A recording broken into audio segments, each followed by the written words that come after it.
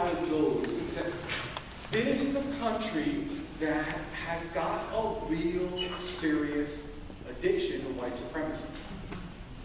And I'm talking about, like, if you think white supremacy is like applies only to white people, you haven't met people of color.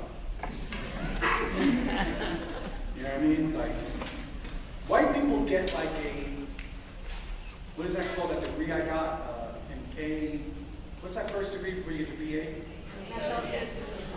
Associates.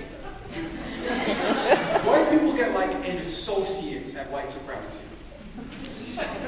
You know, we get like emeritus status. You know what I mean? Like, and so white supremacy is a problem that connects this entire thing we call the New World. And so, but to bring it right down, America specifically, as kind of the colonial power, the sort of imperial power, has a serious, serious white supremacy problem. And America's current #1 favorite go-to victim, the person that they love to fuck with, are Latinos.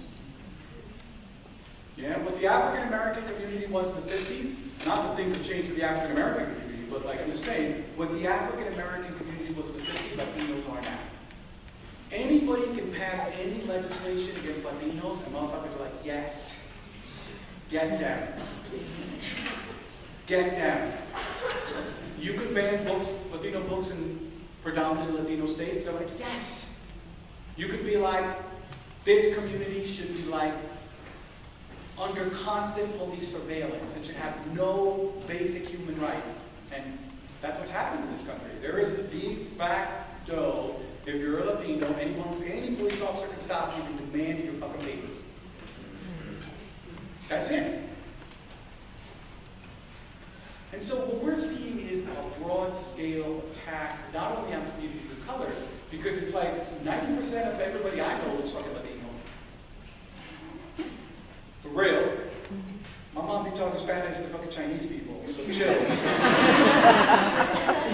And I think that this goes into a long history of anti-Latino politics, a long history of sort of the way that America thinks of Latinos and Asian American community, other people as permanent outsiders, as permanent foreigners.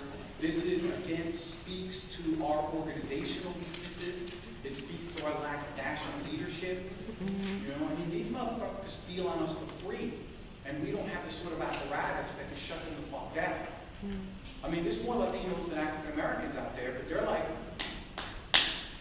any day some conservative white person in a state legislature wants to fucking score points, they're just like, let me just craft some anti-Latino legislation. And I think that the problem is serious, sustained, severe, requires a tremendous amount of work on our part, more than we're doing, because as it stands right now, you know, we showed them in this election that we're not invisible. But I think at the legislative level, we've got to start punching way above our weight. Because these motherfuckers are stealing on us. You know? And I think that the damage is serious. Because it's bad enough the majority of our youth are in poverty and are being poorly served in schools that are being poorly funded. But on top of that, they're heaping on all sorts of outrages. You know? To further marginalize, victimize, and to afflict the afflicted. I mean, it's kind of remarkable. And eventually, I believe, because I'm one of these old school activists, somebody who's always in the game, keeps on it, eventually we're going to give that knockout punch. But for the moment, it's a very upsetting situation. For me, it's less personal. My book, okay, big deal. But it's just emblematic of what it means to be a person of color in America today, and specifically a U.S. Latino, or a Latino. Because it's not just U.S. Latinos we're targeting, you know?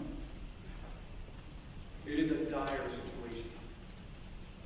You know, and then our community is, the funniest thing is, we're in a place where we can describe them, the powers that be have no problems understanding who a Latino is.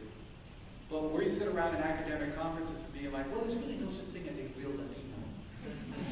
As the conservatives are like, yeah, keep talking.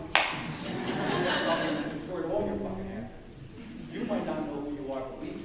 We're certainly victimized as a collective, but we don't seem to understand how to organize as a collective. And this is hilarious how our toxic enemies have a much more generous imagination than we